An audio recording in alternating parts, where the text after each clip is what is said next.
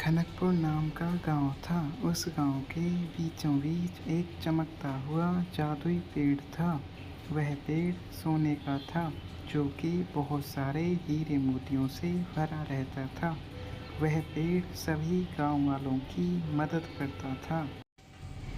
इससे गांव वाले बहुत खुश थे। उसी गांव में एक रामू नाम का छोटा लड़का रहता था, जो उस पेड़ से हमेशा बातें करता रहता था। एक बार एक गरीब किसान उस पेड़ से कुछ मांगने आया। हे जादुई पेड़, मुझे थोड़ा सा धन चाहिए, खेत में बीज डालना है। ये लो किसान, अपने खेत के लिए बीज खरीद लेना और ज़रूरत हो तो फिर से आ जाना। बहुत बहुत धन्यवाद जादुई पेड़, मैं बहुत खुश हूँ। हे सुनहरे पेड़, कोई तुम्हारी मदद नहीं करता, फिर भी तुम सबकी मदद करते हो, ऐसा क्यों? हाँ, शायद भगवान ने मुझे लोगों की मदद करने के लिए बनाया है। तो क्या हुआ सुनहरे पेड़, पर मैं तुम्हारा ध्यान जरूर रखूँगा। फिर एक दिन एक दुष्ट जादूगर उस खनकपुर गांव में पहुंच गया।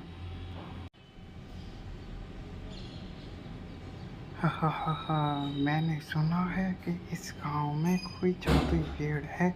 अगर यह सच है तो मैं उस पेड़ की सारी शक्तियां छीन लूंगा और मैं अधिक शक्तिशाली बन जाऊंगा। हा हा हा हा। लगता है यही वह पेड़ है जिसके बारे में गांव वाले बात कर रहे थे। अब मैं इसकी सारी शक्तियाँ छीन लूँगा और अधिक शक्तिशाली बन जाऊँगा।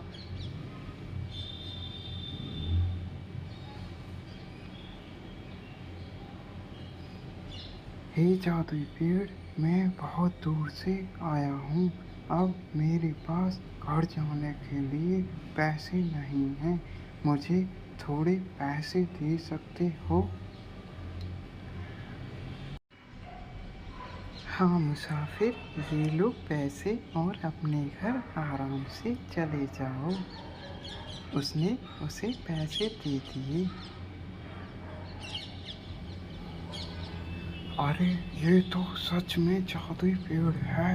अब मैं इसकी सारी शक्तियाँ छीन लूँगा और बहुत ज़्यादा शक्तिशाली बन जाऊँगा।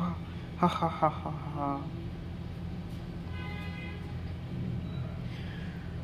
अरे यही मौका है, चल जल्दी से।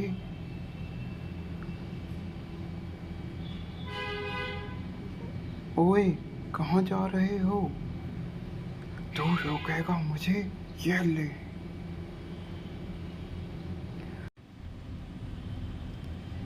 अरे वाह, अब तो मैं तेरी सारी शक्तियाँ छीन लूँगा और सबसे अधिक शक्तिशाली बन जाऊँगा। अब मुझे कौन रोकेगा? आखिरकार मेरा यहाँ पे आना वसूल हो गया। नहीं, तुम ऐसा नहीं कर सकते। हे जादुई पेड़, तूने अब यहाँ पे लोगों की बहुत सेवा कर ली। तेरा समय खत्म होता है।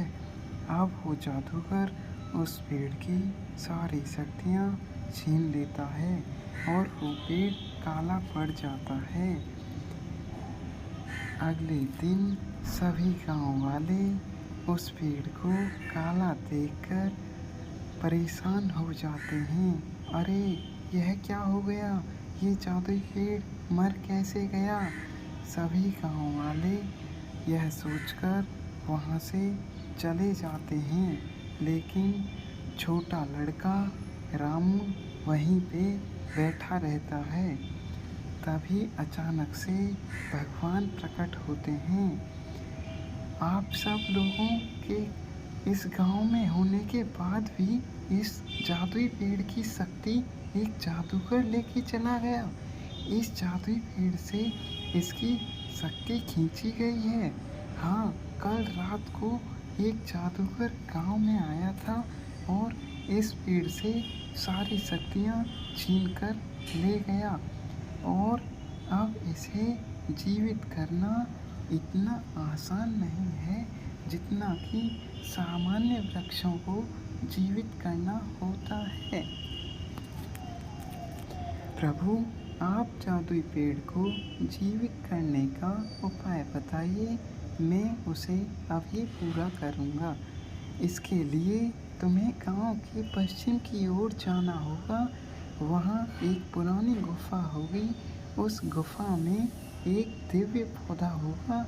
तुम्हें उस पौधे की एक डाल लानी होगी, लेकिन उस गुफा में भूत प्रेत का वास रहता है। तुम्हें ध्यान से जाना होगा। उस डाल को लाकर जल में मिलाकर इस पर छिड़कना होगा, तभी यह जादुई पेड़ जीवित हो पाएगा। हे प्रभु, मैं अभी जाता हूँ। राम तुरंत पश्चिम की ओर चला जाता है। ओह, यह वही जादुई गुफा है जिसके बारे में प्रभु ने कहा था। चलो चल के देखता हूँ। वह उस गुफा के अंदर जाता है। जैसे ही वह गुफा में जादुई पौधे के पास पहुँचता है तो आवाज़ आती है, मैं यहीं पे छुप जाता हूँ। जैसे ही वो चला जाएगा मैं एक डाल लेकर निकल जाऊंगा। उसके जाने के तुरंत बाद रामू उस पौधे की एक डाल तोड़ता है और निकल जाता है। फिर वह जादुई पेड़ के पास पहुंचता है। हे जादुई पेड़, रुको, मैं तुम्हें अभी जीवित करता हूँ। रामू उस डाल को जल में डालता है और जादुई पेड़ पर छिड़कता है। अरे वाह, पेड़ जीवित हो गया। सभी गांव वाले खुश हो जाते हैं और जादुई पेड़ की फिर से देखभाल करते हैं और उसकी सुरक्षा कड़ी कर दी जाती है। अगर आपको हमारी कहानी पसंद आई हो तो ऐसी ही रोचक कहानियों के लिए सब्सक्राइब करें हमारे चैनल को गो सॉफ्ट कहानियाँ।